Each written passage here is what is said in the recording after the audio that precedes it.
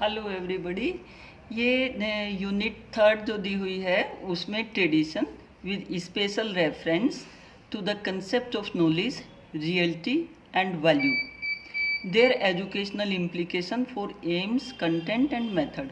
वैसे जो ये ट्रेडिशन दिए हुए हैं, ट्रेडिशन किसके, जो हमारे जितने भी स्कूल थे उनमें जो जो ट्रेडिशन थे उनके आधार पर क्या है नॉलेज, उनके आधार पर जो रियलिटी और उनके आधार पर क्या है वैल्यूज़ कैसे जो है क्रिएट होती हैं। और उनका इन सभी स्कूल्स का ये एजुकेशन के जो हमारा क्षेत्र है उसमें उसका क्या है एम्स क्या है, उनके उनके कंटेंट और मेथड्स। यहाँ मेन बात है कि ट्रेडिशन कैसे क्रिएट करता है, किस चीज़ को, नॉलेज को, रियलिटी को और वैल्यू को। जो हमारी ट्रेडिशन है, जो हमारी परंपराएं हैं, जो हमारे काम करने का तरीका है, उसका सबसे ज़्यादा जो योगदान होता है वो किस पे होता है, वो होता है नॉलेज के ऊपर। अगर हमने जो है जो भी हमने ट्रेडिशन अपनाया हुआ है, जिस भी हम परंपरा को मानने वाले हैं, जिस भी हम आचार विचार को मानने वाले हैं, जो भी धर्म हम अपने व्यवहार में लाते हैं, वो आधार बन जाता है हमारी नॉलेज का। अब सपोज करो जैसे हम ही लोग हैं, हम हिंदू धर्म को मानते हैं, तो जो हिंदू धर्म की जो परंपराएं हैं उसकी हम नॉलेज रखते हैं, उसी की जो वास्तविकता है उसी को हम जो है जानते समझते हैं, और जो उसकी वैल्यू है, जो उन सब की जो वैल्यू है वही हमने क्या है अपने व्यवहार में उन वैल्यू को विकसित किया हुआ है। तो जो जिस धर्म के मानने वाला है, जो जिस धर्म का अनुयायी है, जिससे वो अपने आप को प्रभावित मानता है, वैसा ही जो है उसके वैल्यूज, वैसे ही उसके आचार विचार बन जाते हैं। और इन सब का क्या होता है, जो शिक्षा के जो उद्देश्य होते हैं और जो शिक्षा का जो कंटेंट होता है और मेथड, उन सब के ऊपर क्या है उस ट्रेडिशन का, उन परंपरा का प्रभाव पड़ता है। क्योंकि उससे क्या है एक सोच विकसित होती है, और जो सोच विकसित होती है उस सोच को विकसित करने के लिए जो है एजुकेशन अपने उद्देश्यों में चेंज करती है। एजुकेशन के जो इसके मीनिंग होते हैं, कंटेंट, मेथड, उन सब में क्या है जैसा ट्रेडिशन होता है, जैसी परंपरा होती है, उसके हिसाब से क्या है परिवर्तन होता रहता है। तो इन सब में क्या है जो है नॉलेज और रियलिटी और ये वैल्यू, ये क्या है हमारी किस पर, ट्रेडिशन पर आधारित होती है। और इनका प्रभाव जो होता है एम्स, कंटेंट और मेथड, इन सब पे क्या है पड़ता है। और सबसे ज़्यादा जो इम्पोर्टेंट पार्ट होता है इन सब का, जो ट्रेडिशन होती है, जितने भी जो है ये हमारे स्कूल हैं, उन सब की ट्रेडिशन जो होती है, क्योंकि नॉलेज जो होगी वो किस लिए, वैल्यू क्रिएट करने के लिए, और इसके साथ क्या है जो इसकी रियलिटी है वो भी किसके लिए, वो नॉलेज और रियलिटी ये सब वैल्यू को विकसित करने के लिए क्या है हेल्प करती हैं। तो सबसे ज़्यादा जो ज़रूरी बात आ जाती है वो आ जाती है हमारी वैल्यूज़ पर।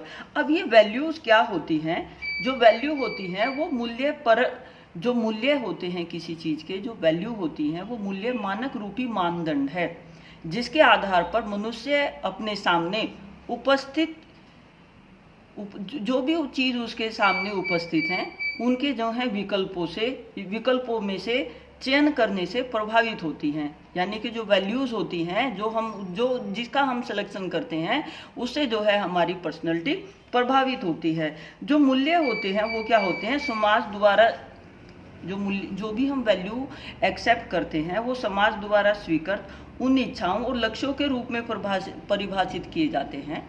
यानी कि जैसा ट्रेडिशन होगा जिसके अनुबंध अधिगम या सामाजिकरण की प्रक्रिया द्वारा एडोप्ट जो है किए जाते हैं, और जो आत्मनिष्ठा, अधिमान तथा आकांक्षाओं के रूप जो है धारण कर लेते हैं। यानी कि वही क्या है जो वैल्यूज होती है जिस ट्रेडिशन की, वो मनुष्य क्या है उनको एक्सेप्ट कर लेता है, और वो वैसा ही उसका क्या है आचार विचार, वैसा ही जो है उसकी सोचने समझने की टेंडेंसी बन जाती है। तो किसी समाज के वे विश्वास, आदर्श, सिद्धांत, नैतिक नियम और व्यवहार, मानव मानदंड जिन्हें जो है समाज के व्यक्ति महत्व देते हैं और जिनसे उनका व्यवहार निर्देशित एवं नियंत्रित होता है, उस समाज और व्यक्ति के मूल्य कहलाते हैं। यानी कि जिन चीज़ों से हमारा व्यवहार गवर्न होता है, जो चीज़ें हमारे व्यवहार को प्रभावित करती हैं, वो क्या है हमारे मूल्य हैं। इन मूल्यों पर आधारित ही क्या है जो शिक्षा है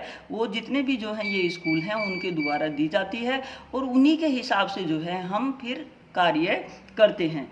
तो जो मूल्य होते हैं उनकी नेचर क्या होती है, और ये जो नेचर है वो प्रभाव डालती है। जैसी नेचर होगी उन सब का प्रभाव क्या होगा, जो हमारे मूल तंत्र हैं और जो हमारा पूरा जो सिस्टम है उन सब के ऊपर क्या है, इन सब चीज़ों का प्रभाव पड़ता है।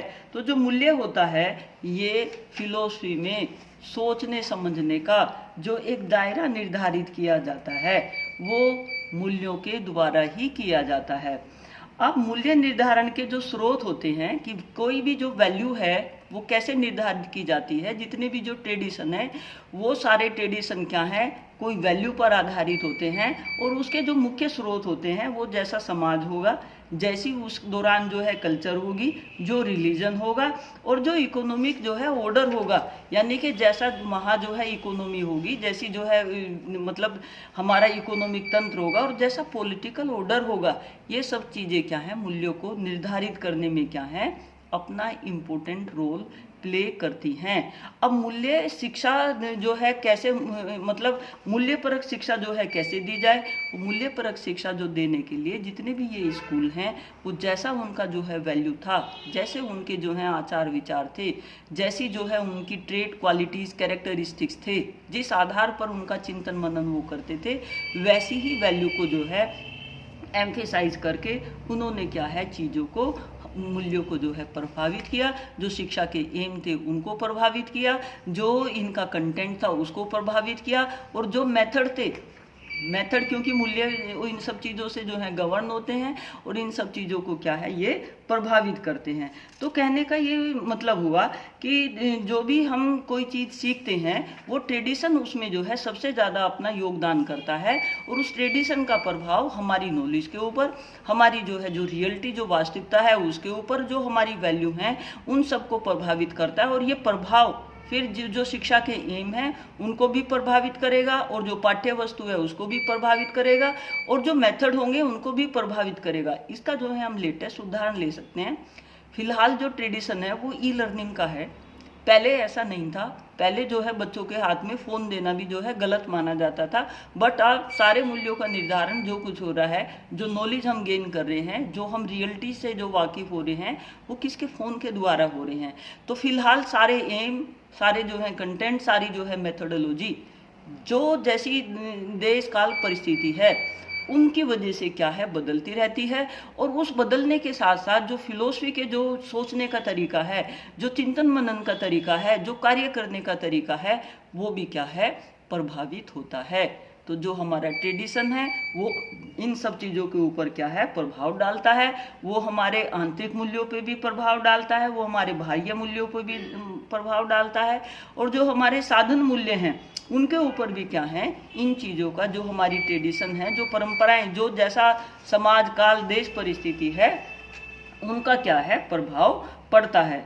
तो यहाँ जो है फिर हमारे कुछ सैद्धांतिक मूल्य बन जाते हैं, कुछ हमारे आर्थिक मूल्य बन जाते हैं, कुछ हमारे सौंदर्य बोधात्मक मूल्य बन जाते हैं, और जो सामाजिक मूल्य हैं, राजनीतिक और धार्मिक मूल्य हैं, उन सब ये सारी चीज़ें क्या हैं हमारे थॉट को, हमारे वे ऑफ नॉलेज को, हमारी जो है कंटेंट या चीज़ों को जो है सीखने को, इन सब को क्या है प्रभावित करती हैं।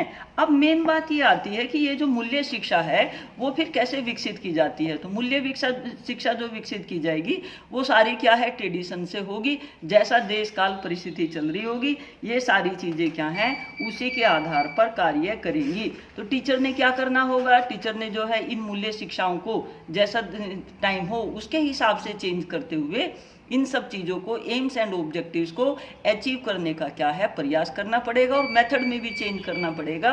किसके आधार पर, जो ट्रेडिशन देश काल परिस्थिति है। ठीक है, तो ये आपकी थर्ड यूनिट का सेकंड सब पार्ट हो गया। ये सिंपल है, इसको सिर्फ रिलेट करना है जो ट्रेडिशन जो तौर तरीके हैं उनसे, और प्लस इन सब का क्या है नॉलेज गेन करने के ऊपर, और जो वास्तविकता है उसके ऊपर, और जो हमारे वैल्यू हैं उनको क्रिएट करने में इन ट्रेडिशन का क्या है प्रभाव पड़ता है।